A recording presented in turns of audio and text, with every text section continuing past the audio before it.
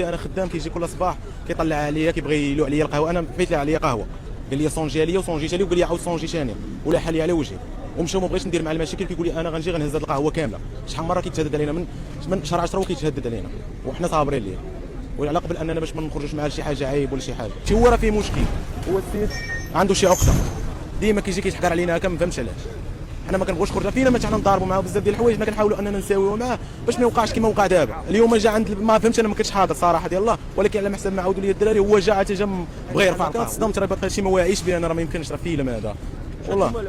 السابين من دابا حنا مريحين، فهمتي ونهاجروا.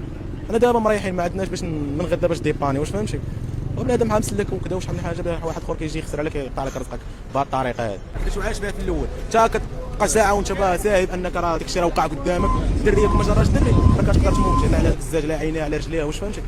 راه كيقدر يوقع كارثه في البلاصه. كانوا جالسين الناس راه كون ما بقى كون كانوا جالسين في ديك الجاك وما هربوش كان غيطيح عليهم داك الزاج كامل، كان غيخش لهم كامل. راه ربي جا من جيتنا وصافي. تمشيو نتقهواو عندهم، عندك خلص ما عندكش خلص. هو استغل هذه الفرصه، استغل هذيك الظرافه ديالهم، اغتنم لان الباترون ديال كما قال الاخ الباترون تيوصيهم على الكليان بان الكليان هو اهم شيء، هو السلامه ديال الكليان. الكاليتي ديال القهوه تيعطيوها ليه، تيديروا ليه خاطرو بحال قلتي طغى هو عليهم. علاش؟ لان الباترون ضاغط عليهم بالتسيير ديال هذه القهوه.